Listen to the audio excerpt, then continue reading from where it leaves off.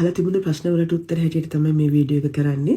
අහලා තිබුණා dependent visa වල ඉන්න අයට කොයෝ හොකෙන් එක. ඒ කියන්නේ හලෝ වර්ක් එකේ ඉන්ෂුරන්ස් එකෙන් සල්ලි ගන්න පුළුවන්ද? පුළුවන්, ගන්න පුළුවන්. ගන්න පුළුවන් හේතුව තමයි ඩිපෙන්ඩන්ට් වීසා එකක් කියන්නේත් රස්සාවක් කරන්න පුළුවන් වීසා එකක්. ස්ටුඩන්ට් වීසා කෙනෙක් කියන්නේත් රස්සාවක් කරන්න පුළුවන්. ඒක රස්සාවක් කියන්නේ part time job නේ, කරන්න පුළුවන්. ඉතින් part time job එකක් හොයනවා කියන එක උඩ ඔයාලට මේ සල්ලි ගන්න පුළුවන්. එතකොට work visa එකකටත් එහෙමයි. එයාලටත් රස්සාවක් කරන්න පුළුවන්.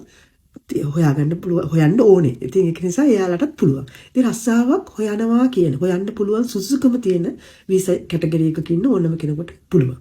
එතකොට ඊළඟ දේ තමයි මේක ගන්න යනකොට අර මාස 12ක් මේ ඉන්ෂුරන්ස් එක ඇතුළත් වෙලා ඉන්න ඕන කියන එකයි අවුරුදු 2ක් ඇතුළත කියන එකයි බලනවා.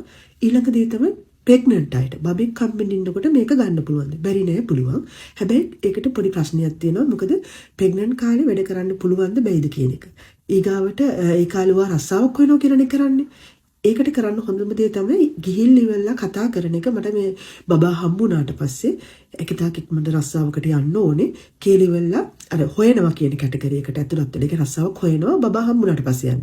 කියලා ඉවර වෙලා ඒක ගැන සාකච්ඡා කරලා මේ ලස්සනේ තියාගන්න. එතකොට බබා හම්බුණාට පස්සේ වාට පුළුවන් ගිහින් ඉවරලා මේකට මට දැන් පුළුවන් මේ බබා හම්බුණා මට දැන් පුළුවන් රස්සාවක් හොයන්න කියලා ඉවරලා කියලා මේකේ සල්ලි ගන්න. ඒ වගේම ඔයාට තව chance එකක් තියෙනවා.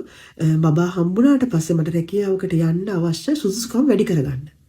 සුදුසුකම් වැඩි කරගන්න ඔයාට පුළුවන් ගිහින් ඉවර වෙලා හලෝ වර්ක් එකේ තියෙන අර කුණ්ඩෙන, ඒ කියන්නේ කුණ්ඩෙන එකක් කියන්නේ තියෙන ට්‍රේනින් එක ඒ ට්‍රේනින් එකක් කරන්න.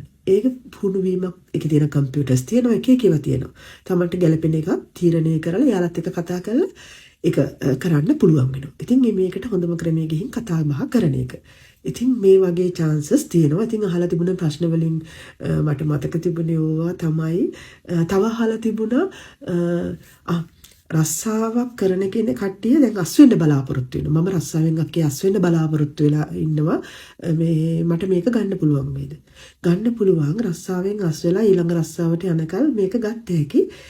ඉතින් ඒක ප්‍රශ්නයක් නෙමෙයි. හැබැයි හොඳම දේ තමයි අපි රස්සාවෙන් අස් වෙන්න මාස 6කට විතර උඩදී ඉඳලා වැඩ හොඳට කරලා, يعني හැමදාම වැට්ට ගිහිල්ලා පඩිය අර පුළුවන් තරම් වැඩි කරගන්න එක හොඳයි. මොකද මේ කට්ටිය මාස 6ක් පිටිපස්සට බලලා තමයි ගාණ තීරණය කරන්න දෙන ගාණ. අපිට කීයක්ද සල්ලි දෙන්නේ කියලා තීරණය කරන්නේ අපි අපේ පඩි බලනවා. පඩිකොල කියලා කියන්නේ පඩි ලියලා තියෙන කොල අපිට මාස 6ක පඩි මේක බලනවා ඒ කට්ටිය. ඒ කියන්නේ ඩේටා ටික බලලා ඉවර වෙලා මෙච්චරක් මෙයාට මාස 6ට හම්බෙලා තියෙනවා. ඒතකොට ඒකෙන් තමයි ඒ කට්ටිය ගාණ තීරණය කරන්නේ. එහෙනම් මෙයාට දවසකට මෙච්චරක් දෙනවා කියලා ඉවරලා තීරණය වෙන්නේ එහෙමයි. ඒක නිසා අපි අර නිමාඩු වැඩියෙන් අරගෙන වෙනදට අපට කොළ 20ක් පඩි හම්බුණා නම් මේ පාර කොළ 15ක් කොළ 10ක් වගේ වුණොත් එහෙම එයාට අර හම්බෙන ගාණ ගොඩක් අඩු වෙනවා.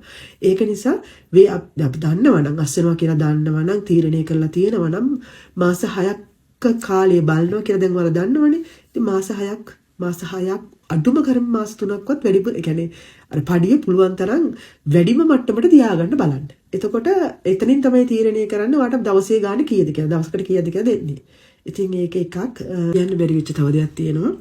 දැන් අපි රස්සාවෙන් අස් වෙනවා කියන්නේ අපේ සුව කැමැත්තෙන් අස් වෙනවා. ඒක සුව කැමැත්තෙන් අස් වෙනකොට අපි මාස 2ක් මේක ගන්න බලාගෙන ඉන්න වෙනවා. එතකොට ඒ කාලේ ඔයාලට ජීවන ගමන ගෙනියන්න ආර්ථිකය තියෙන්න ඕනේ. මොකද ඔයාලට ඒක කියන්නේ යාලා ඒව බලන්නේ නැහැ. ඒ වුණාට ඔයාලා ඒක ගැන සල්ලි ටිකක් එකතු කරගෙන ඉන්න කියන එක කියන්න ඕනේ වෙන්නේ. මොකද මාස 2ක් යනකල් ඔයාලට මේ කීයක්වත්ම සල්ලි හම්බෙන්නේ මාස 2ක් බලාගෙන ඉන්න වෙනවා. මේ සුව කැමැත්තෙන් අස් වුණාපුවමනේ. නැතුව අපි කියමුකෝ කම්පැනි කඩාගෙන වැටුණා, කම්පැනියේ ප්‍රශ්නයක් උඩස් වෙන්න උනා, නැත්නම් තමන්ගේ රෝග තත්ත්වයක් උඩස් වෙන්න උනා. ඒ දෙක වුණොත් වේලස්සනේ හම්බෙනවා. වේලස්සනේ සාමාන්‍යයෙන් මාසෙකට ඉස්සෙල්ලා හම්බෙනවා. කම්පැනි එහෙමනම් කම්පැනි කඩාගෙන වැටලා හරි කම්පැනි වහනවා වගේ වුණොත් එහෙම මාසයක් යන ඉස්සෙල්ලා හම්බෙනවා මුදල්. ඉතින් ඒක නිසා තමන් කැමැත්තෙන් අස් වෙනකොට පොඩ්ඩක් අර ඒක ගැන පරිස්සම් වෙන්න මාස 2ක් කාලයක් තියෙනවා මුදල් ලැබෙන්න. ඉතින් ඒකත් මේ පොයින්ට් එකක් හැටියට කියන්න ඕනලා තිබුණා. එහෙනම් ඕක තමයි විස්තර ටික. එහෙනම් අපි ඊළඟ වීඩියෝ එකෙන් හම්බෙමු. නෑ තව එකක් තියෙනවා කියන්න. මොකද්ද? සෙමොංගක් යන නැත්නම් ඊගාවට යුනිවර්සිටි යන ඒ කට්ටියගේ අපි කියමුකෝ ඉවරුණාට පස්සේ සෙමොංගක් ඉවරුණා ජොබ් එකක් හොයාගන්න බැරි වුණා.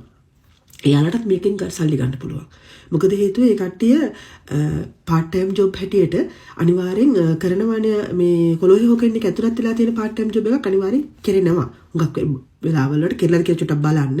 අවුරුදු 4ක් එතකොට ඔය කට්ටිය මේ අවුරුදු 4ක් සාමාන්‍යයෙන් මේ අර රැකියාවක් කරලා තියෙනවනේ. එතකොට අවුරුදු 4ක් ඔයාලගේ තියෙනවා මේ කාලය. ඒක නිසා ඔයාලටත් මේ සල්ලි පොඩි ගාණක් ලොකු ගාණක් නෙමෙයි පොඩි ගාණක් ගන්න පුළුවන්. මේ ඔයාලට ජොබ් එකක් වෙනවා හම්බුන්නේ නැහැ කියන එක ගිහිල්ලා ඉදිරිපත් කරපුවාම. ඉතින් ඒ වගේ තියෙනවා chances මේ සෙමුංගක්කෝ ඉවර වෙන කට්ටිය නැත්තම් යුනිවර්සිටි ඉවර වෙන කට්ටියටත් මේ වගේ පොඩි chances එකක් තියෙනවා. ඉතින් ඕක තමයි කියන්න තියෙන්නේ. එහෙනම් අපි ඊළඟ වීඩියෝ එකේ හම්බෙමු. බොහොම ස්තුතියි.